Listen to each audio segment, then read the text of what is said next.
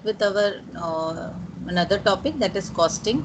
ये बिल्कुल ये वाला टॉपिक मैं स्टार्ट कर रही हूँ, देख लो एकदम सिलेबस से उठा के, सेकेंड सेम का basic cost accounting concept, costing. Accounting का जो गैप वगैरह समझाया था, accounting equation, that was clear to everyone. चलो तब क्योंकि आगे बढ़ रहे हो। According to CIMA London, what is cost? Cost is the amount of expenditure, actual or notional, वो amount of expenditure, whether it is actual or notional, incurred or attributable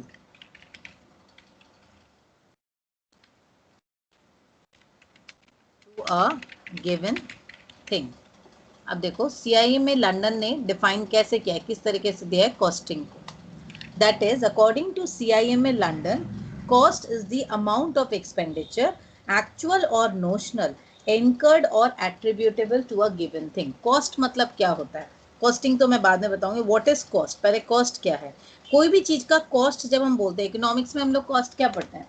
Cost factors of production, जितने भी हम लगा रहे हैं production में, तो उसका एक कॉस्ट होता है। तो वो कॉस्ट क्या है? कॉस्ट एक्चुअल और नोशनल, मतलब आप कुछ भी खर्च करो। जैसे हम लोग जानते हैं, इकोनॉमिक्स में हमने पढ़ा है कि प्रोडक्शन मीन्स क्या है, we are utilising our resources, और वो रिसोर्सेज जो वो कन्वर्ट, ये जो रिसोर्सेज हैं या जिसको मैं इनपुट बोल रही हूँ, ये प्रोसेसिंग हो रहा है इनटू आउटपुट।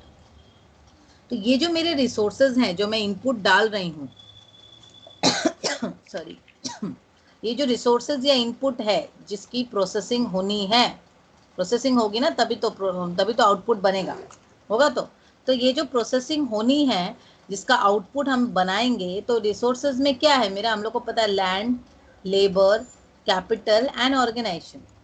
इकोनॉमिक्स में हमने ये पढ़ा है, लैंड को हम लोग क्या देते हैं, रेंट, लेबर को क्या देते हैं, वेजेस, कैपिटल को क्या देते हैं, इंटरेस्ट, एंड ऑर्गेनाइजेशन और एंटरप्रेन्योर को हम देते हैं profit. So this is the cost for the factors of production. So we have to pay cost for to the factors of production. Cost देना पड़ता है ना, ये खर्च तो होता है। तो कोई भी सामान बनाने का, या आउटपुट जैसे मैं बना रही हूँ, कोई भी आउटपुट निकल रहा है मेरा, प्रोडक्ट बन रहा है, प्रोडक्ट, यूनिट और मैन्युफैक्चर, उसका तो एक खर्चा है, तो ये जो कॉस्टिंग लग रहा है, इसी को हम कॉस्ट बोल रहे हैं। बट अब अकाउंटिंग में जब हम जाते हैं, कॉस्ट थोड़ा सा हम लोग उसको एलैबोरेट करते हैं। एक्सपेंडिचर, जो खर्च हुआ है एक प्रोडक्ट को बनाने में, आइदर एक्चुअल खर्च हो चुका है, और नोशनल मतलब या माना हुआ कि इस चीज के लिए ये खर्च है। जैसे एक हुआ कि वेरिएबल कॉस्ट हम लोग मानते हैं, वेरिएबल कॉस्ट जो पर यूनिट के प्रोडक्शन कर रहे हैं तो उसके संग खर्च हो रहा है, और एक होता है जैसे ओवरहेड कॉस्ट, तो हम मान के चलते हैं ना कि इतना यूनिट इसके ऊपर बिठा दी। रेंट जो है, रेंट तो पूरा ओवरहेड है मेरा, लेकिन रेंट का भी तो हम लोग पर यूनिट कॉस्टिंग बैठाते हैं ना। तो आइदर एक्चुअल कॉस्ट माने या नोशनल, इनकर्ड और एट्रीब्यूटेबल। एक्चुअल तो इनकर्ड ही होगा, एक्चुअल है तो वह इनकर्ड है, जो एक्चुअल खर्चा है वो तो हो चुका है, इनकर्ड। और notional that is attributable, notional मतलब माना हुआ, तो उसको क्या हम लोग पर यूनिट, जैसे बहुत सारा यूनिट बनाया है मैंने, तो मेरा एक ओवरहेड खर्चा है, सपोज मेरा 500 रुपये ओवरहेड खर्चा है, तो ये ओवरहेड खर्चा को मैंने 3 यूनिट में डिवाइड कर देना है।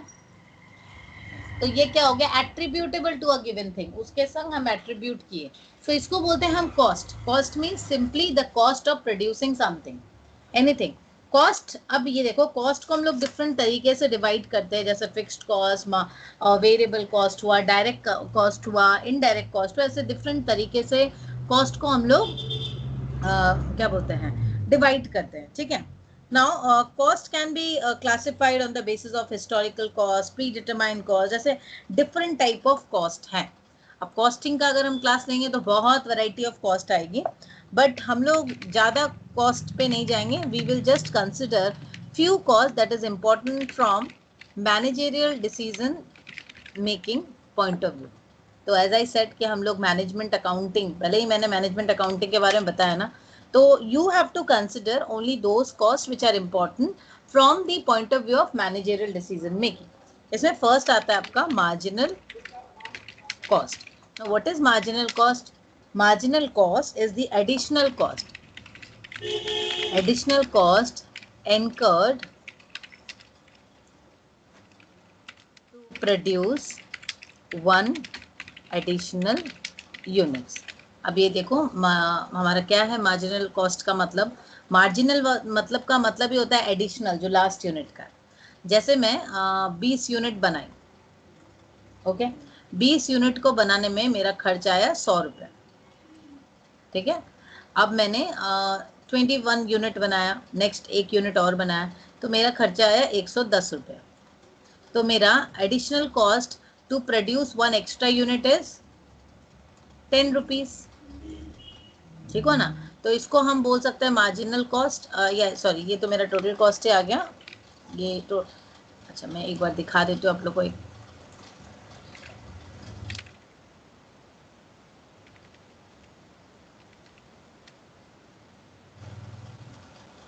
आ जाता है इमेजेस में ना, चलो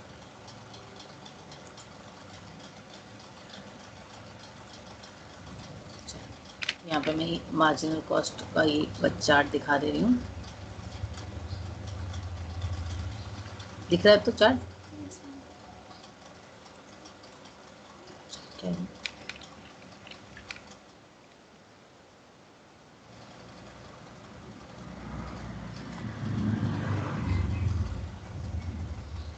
बड़ा नहीं हो रहा, छोड़ो, चलो यहाँ पे देख सकते, यहाँ पे आउटपुट लेवल दिया हुआ है हमारा, आउटपुट कितना है 0, जब 0 लेवल है हमारा टोटल कॉस्ट कितना है 10, एवरेज कॉस्ट सिंपल सी बात है 10 divided by 0 average cost, and marginal cost यहाँ पे कुछ है।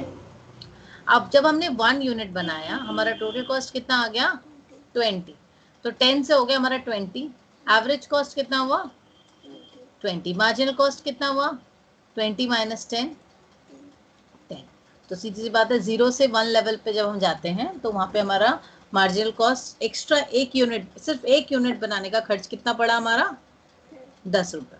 सेकेंड यूनिट देखो, टोटल कॉस्ट पड़ रहा है 28, average cost 14, that is 28 divided by 2, marginal cost कितना पड़ा 28 माइनस 20, मतलब सेकेंड यूनिट से फर्स्ट यूनिट को हमने माइनस किया, कितना आया 8। तो इस हिसाब से हम देखते हैं, इनिशियली देखोगे मार्जिनल कॉस्ट जो है ना वो डिक्लाइन होगा धीरे धीरे, एक लेवल पे वो आके बैलेंस हो जाता है। जैसे ये दोनों, ये जो फोर्थ और फिफ्थ लेवल है, फोर्थ लेवल तक 4 है मार्जिनल कॉस्ट, फिफ्थ लेवल भी 4 है, बट 6 लेवल पे ये फिर मार्जिनल कॉस्ट बढ़ने लगा। तो हम लोग को ऑपरेट इसी लेवल तक करना चाहिए। नॉर्मली एक फर्म का जो प्रॉफिट मैक्सिमाइजेशन पॉइंट होता है for any firm is profit maximization is equals to the point where MR is equals to MC, जहाँ पे marginal revenue is equals to marginal cost, ठीक है। marginal revenue देखो अभी नॉर्मल केस में बताती हूँ, अगर marginal revenue is greater than marginal cost, normal सी बात है, हम लोग खुशी का बात है, मेरा लास्ट यूनिट को बेचने से रेवेन्यू जो जेनरेट हो रही है वो ज़्यादा है देन दी कॉस्ट, तो मैं खुश हूँ ना, मैं तो अच्छी बात है, चलो आ रहा है पैसा। Marginal revenue is equals to marginal cost maximum point, ठीक है, अच्छी बात है, चलो ये यहाँ तक हम चलेंगे। बट अगर marginal revenue less than MC, हम ऑपरेट करेंगे इसके बाद, ऑपरेट तो नहीं करना चाहिए हमें, ठीक है। सो इसी वजह से marginal cost is important from the point of view of decision making, ठीक है, क्लियर है क्या। तो मार्जिनल कॉस्ट हम लोग को हेल्प करेगा in understanding till what level to produce, कितना यूनिट तक प्रोडक्शन करना है, एक्स्ट्रा 1 यूनिट प्रोडक्शन ऐड करना है नहीं करना है, ये सारी चीजें हम लोग को मार्जिनल कॉस्ट समझाएगा, ठीक है।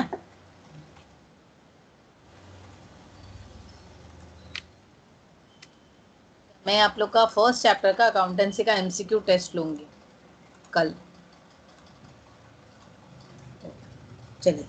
मार्जिनल कॉस्ट के बाद आता है आपका out of pocket cost, next cost which is important from the managerial decision making point of view is out of pocket cost, क्योंकि ये कॉस्ट जो है ना वो हमारा खर्चा होने वाला है, मतलब इसको मैं बोल सकती हूँ it involves a cash outlay, इसको बोलते हैं हम लोग आउट ऑफ पॉकेट कॉस्ट।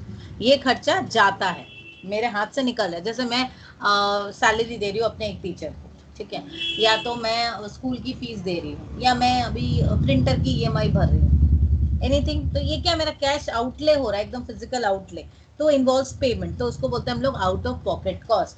तो आप कोई भी डिसीजन लोगे तो देखना पड़ेगा ना कितना खर्चा जा रहा है। जैसे डेप्रिसिएशन भी एक कॉस्ट है, कॉस्ट टू द कंपनी, क्योंकि उसमें आपका डेप्रिशिएट हो रहा है, फर्नीचर हो, एसेट हो, एनीथिंग, पर depreciation out of pocket cost नहीं है, क्योंकि उससे तो घर से नहीं निकल रहा पैसा, वो तो एक बार मैंने फर्नीचर खरीद रखा था तो डेप्रिशिएट हो रहा है उसकी वैल्यू, वो तो बुक वैल्यू डेप्रिशिएट हो रही है ना। चलो, इसके बाद हुआ आपका डिफरेंशियल कॉस्ट। डिफरेंशियल कॉस्ट मतलब क्या हुआ, और क्या डिफरेंस होता है if we change, suppose with the change in the level of production, अपने प्रोडक्शन लेवल को चेंज किया हमने, ठीक है, और हमने स्टाइल ऑफ प्रोडक्शन, कोई भी चीज़ अगर हम चेंज करते हैं तो उसका इम्पैक्ट क्या होता है हमारे खर्चे पे। सपोज मैं एग्जांपल दे रही हूँ, कल जैसे मेरा कल भी मैंने पढ़ाया था, तो मैंने बताया कि पहले हम लोग का कोचिंग चलता था, तो वहाँ पर हम लोग ऐसे 3-4 रूम का ऑफिस होता था, क्योंकि सारे स्टूडेंट आके बैठ के पढ़ते थे फिजिकली, तो हमारे बहुत सारे रूम्स लगते थे, फर्नीचर एंड ऑल बहुत लगता था, तो मेरा कॉस्टिंग अराउंड आ जाता था 15 to 16,000 ओवरहेड रेंट आता था, एक मंथली रेंट, ठीक है। But due to COVID situation अभी सब कुछ पैटर्न क्या हो गया, स्टाइल ऑफ जो हमारा ऑपरेशन है वो क्या हो गया, चेंज हो गया, एवरीथिंग इज ऑनलाइन, तो हम लोग अभी एक रूम में पढ़ाते हैं, तो अभी हमारा जो ऑपरेशन का खर्चा है, इट इज मीन्स ऑपरेट करने का खर्चा, it is only 5 and apart from your internet अलग खर्चा हो, तो आपका पहले जो 16-17 हज़ार पड़ता था अभी वो 5 हज़ार आ गया। तो ये जो डिफरेंशियल कॉस्ट आया, क्यों आया, it is due to style of production, change in the style of pattern of providing services. तो ऐसे ही जैसे मैं एक तरीके से, जैसे हम लोग एक प्रोडक्शन कर रहे हैं, वो प्रोडक्शन का मैंने पहले था कि भाई प्रोडक्शन यूनिट यहाँ से यहाँ जाएगी इस कॉस्ट यूनिट में, फिर वहाँ से इधर जाएगी, इधर से ऐसे जाएगी, ऐसे हमारा पहले प्रोडक्शन का एक पैटर्न बना था सप्लाई चेन का। अभी हमने क्या किया, उसको चेंज करके ऐसे कर दिया, सीधा वो ऐसे कर दिया, ऐसे, फिर अगेन वो घूम रही है, फिर ऐसे जा रहा है, 3 लेयर में कर दिया। तो ये स्टाइल 1 में और स्टाइल 2 में डेफिनेटली कॉस्टिंग चेंज हो जाएगी ना, इसको बोलते हैं डिफरेंशियल कॉस्ट, ठीक है। तो जो डिफरेंस अराइज होता है due to change in the style of production और in the level of production, clear. अच्छा, डिफरेंशियल कॉस्ट के बाद आता है sunk cost. Sunk cost actually क्या होता है, संक मतलब क्या, डूबना, तो यहाँ पर डूब नहीं रहा है कुछ, बट संक कॉस्ट क्या है, एक हिस्टोरिकल कॉस्ट है, ये एक हिस्टोरिकल कॉस्ट है, मतलब एक खर्चा जो हम ऑलरेडी कर चुके हैं, एक खर्चा हम कर चुके हैं, तो इसका अभी फर्दर हमको डिसीजन मेकिंग में कोई इम्पैक्ट नहीं होने वाला। This is a type of sunk cost, मतलब एक एसेट हम ऑलरेडी परचेस कर चुके हैं, उस पर डेप्रिसिएशन लगना ही है, तो उसको मुझे अब उसको कंसिडर करके कोई फायदा नहीं है फर्दर डिसीजन में। देखो, डिसीजन मेकिंग हम किस चीज को करते हैं, तो किसको हम लेंगे, अगर कोई डिसीजन लेना हो तो किसको हम इन्वॉल्व करेंगे, कौन कौन से लोगों को घर में, कि भाई जिसका रोल है, इंपॉर्टेंट रोल है। अब मैं रियांसी को इन्वॉल्व करूँ डिसीजन मेकिंग में, तो वो कोई कंट्रीब्यूशन नहीं करने वाली ना, तो वैसे ही संक कॉस्ट है, कोई काम का नहीं है, ठीक है। चलो, नहीं मैं ऐसा नहीं बोल सकती बाबा, मेरा बेटी बहुत इंपॉर्टेंट है, बहुत इंपॉर्टेंट रोल प्ले करने वाली है। इम्पोर्टेंट इम्प्यूटेड और नोशनल कॉस्ट। अब देखो, इम्प्यूटेड और नोशनल कॉस्ट का मतलब क्या है, ये इम्प्यूटेड और नोशनल कॉस्ट से बुक्स ऑफ अकाउंट्स में आता है। जैसे अब मैं बता रही हूँ, मैं अपने एग्जाम्पल ही दे रही हूँ, मैं एक एंटरप्रेन्योर हूँ, बोल सकते हैं, मैं अपनी कोचिंग चला रही हूँ, पीएसबी, ठीक है। अब यहाँ पे हम लोग बहुत सारे क्लासेस देते हैं, personality development, digital marketing, MBA, BBA और, ठीक है। अब चलो एमबीए बीबीए मैं पढ़ा रही हूँ, तो as an entrepreneur I am entitled to earn the capital interest, या as an organiser I am entitled to earn a profit, क्योंकि मैं इतना रिस्क ले रही हूँ एंड ऑर्गेनाइजिंग दिस बिजनेस, और मैं ही तो सर्विस भी दे रही हूँ, जैसे बीबी और एमबीए तो मैं ही पढ़ा रही हूँ, तो जो सैलरी मतलब जो मैं सर्विस दे रही हूँ, लेबर दे रही हूँ, उसके लिए मुझे क्या वेजेस भी मिल रहा है। अब मेरे जगह अगर मैं किसी और लेबर को रखती, किसी और टीचर को रखती, मुझे वेजेस तो उसको देना होता, बट इस अभी के सिचुएशन में क्या है, मैं प्रॉफिट भी अर्न कर रही हूँ, वेज भी अर्न कर रही हूँ, तो normally I write in my books of accounts as fee only, profit तो मैं नहीं लिखती हूँ ना। बट अगर ये मेरे जगह कोई और टीचर होता, then in that case it would be only my profit, जो बचता कट कुट के वो तो मेरा प्रॉफिट होता ना सिर्फ। तो अल्टीमेटली ये जो प्रॉफिट वाला कॉन्सेप्ट है या फी वाला, किसी एक को आप ले लो, वो इम्प्यूटेड है मेरे बुक्स ऑफ अकाउंट्स के लिए खाली, क्योंकि यहाँ पे मैं ही इन्वॉल्व हूँ as a 2 factors of production. जैसे एंटरप्रेन्योर खुद ही सर्विस दे रहा है अपनी, एक एंटरप्रेन्योर अपने बिजनेस में खुद की सर्विस दे रहा है, तो क्या हो गया, उसका जो कॉस्ट है वो तो उसमें घुस गया ना, वो तो अलग से हमको नहीं मिल रहा है। इसीलिए इसको बोलते हैं इम्प्यूटेड और नोशनल कॉस्ट, मतलब ये सिर्फ माना हुआ कॉस्ट है। मुझे फी अलग से कुछ नहीं मिल रहा, मुझे एक ही पैसा मिल रहा है कोई भी फी, तो उसको आप, जैसे नॉर्मली क्या होता है, लैंड के लिए मुझे रेंट देना पड़ रहा है, लेबर के लिए मुझे वेजेस देना पड़ रहा है, जो कैपिटल इन्वेस्टमेंट किया उसके लिए इंटरेस्ट, कल पढ़े थे ना हम लोग नेशनल इनकम में, एंड जो ऑर्गेनाइज कर रहे बिजनेस उसको प्रॉफिट देना पड़ रहा है। So there are 4 way of differentiating your entire expenses या इनकम, जो भी रूप में बोलो।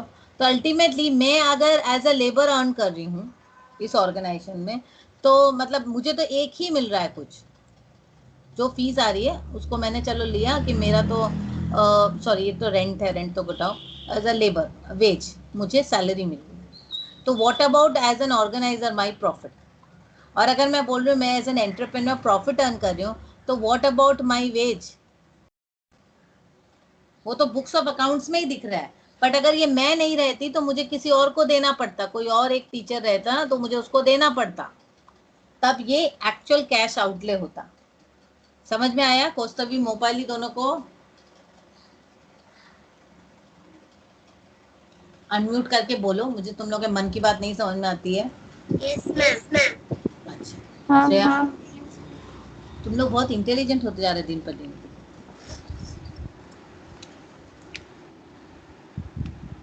अपन देते ना उसे समझ में आ जाता है।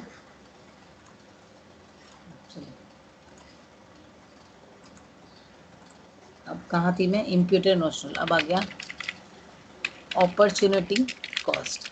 अपॉर्चुनिटी कॉस्ट सिंपल सी बात है, अपॉर्चुनिटी कॉस्ट मतलब ऑप्शन ए और बी। अब अपॉर्चुनिटी कॉस्ट तो बहुत बार तुम लोग को झेलना पड़ेगा, इन्वेस्टमेंट प्रपोजल्स हैं या इन्वेस्टमेंट ऑप्शंस है, उसको अप्रेस करना है। जैसे आपको अगर different as an entrepreneur as a manager आपको डिफरेंट टाइप दिया जाएगा कि भाई आपको प्रोडक्शन कैपेसिटी, सपोज अभी मेरी प्रोडक्शन कैपेसिटी 100%, ठीक है, अभी 100% पे मैं ऑपरेट कर रही हूँ 50% पे, अभी मुझे इसको इंक्रीज करना चाहिए या नहीं, 260% और 270%, मुझे इसको इंक्रीज करना चाहिए, मुझे कितना करना चाहिए, मेरा 50% पे ऑपरेट कर रही हूँ, अब मैं इसको 60% में ले जाऊंगी तो मेरा कॉस्ट क्या पड़ेगा, मेरी प्रॉफिटेबिलिटी क्या पड़ेगी, 70% पे मेरा कॉस्ट क्या पड़ेगा, मेरी प्रॉफिटेबिलिटी क्या पड़ेगी। ऐसे डिफरेंट ऑप्शंस आपके पास आएंगे, तो आपको डिसाइड करना पड़ेगा भाई 60% लूँ या 70% लूँ। सपोज और एक ऑप्शन में इजी एग्जांपल देती हूँ, सपोज आपके पास ऑप्शंस है, ऑप्शन ए में इन्वेस्ट करो या ऑप्शन बी में, एकदम इजी वाला दिया, अगर आप ए में इन्वेस्ट कर रहे हो तो बी आप छोड़ रहे हो, तो cost of losing B is the cost of getting A, so this is called opportunity cost, इसको ही अपॉर्चुनिटी कॉस्ट बोलते हैं। Opportunity lost is actually the opportunity cost for getting A. समझ आया? चलो ये हो गया अपॉर्चुनिटी कॉस्ट। अब आया next is replacement cost. Replacement cost का मतलब क्या हुआ, सीधी सी बात है, रिप्लेसमेंट का मतलब एक अगर हम प्लांट में कुछ चेंज कर रहे हैं या हम एक पुरानी मशीनरी को चेंज किया, कोई भी चीज़ तो रिप्लेस करना पड़ता है ना, उसको हम बोलते हैं replacement cost. Next is avoidable and unavoidable cost. Avoidable मतलब जिस कॉस्ट को हम अवॉइड कर सकते हैं, अनअवॉइडेबल मतलब जिसको अवॉइड नहीं किया जा सकता, ठीक है। डिस्क्रिशनरी कॉस्ट, डिस्क्रिशनरी कॉस्ट ये मैनेजमेंट के डिस्क्रिशन में है कि वो इसको माने करे या नहीं करे, मैनेजमेंट के ऊपर है, वो अपने ऊपर सोचता है भाई करना चाहिए नहीं करना चाहिए, इस तरह का, ठीक है। Next is committed cost. Committed cost क्या होता है, कभी कभी कुछ कॉस्ट हम एक कमिट कर देते हैं, जैसे मैंने फर्नीचर लिया, तो फर्नीचर अगर हमने इंस्टॉल कराया तो उस पर डेप्रिसिएशन आना ही है, वो तो कमिटेड है ना, मेरी कमिटमेंट की वजह से। मैं अगर प्लांट एक्सपेंशन के बारे में सोच रही हूँ, तो प्लांट एक्सपेंशन के बारे में सोचेंगे तो कमिटमेंट हो गई, तो कॉस्ट आना ही है, तो दिस इज कमिटेड कॉस्ट। इसके बाद हम लोग स्टार्ट करेंगे स्टेटमेंट ऑफ कॉस्ट और कॉस्ट शीट। आज हम लोग थ्योरी पढ़े, कल हम लोग प्रैक्टिकल इसका करेंगे।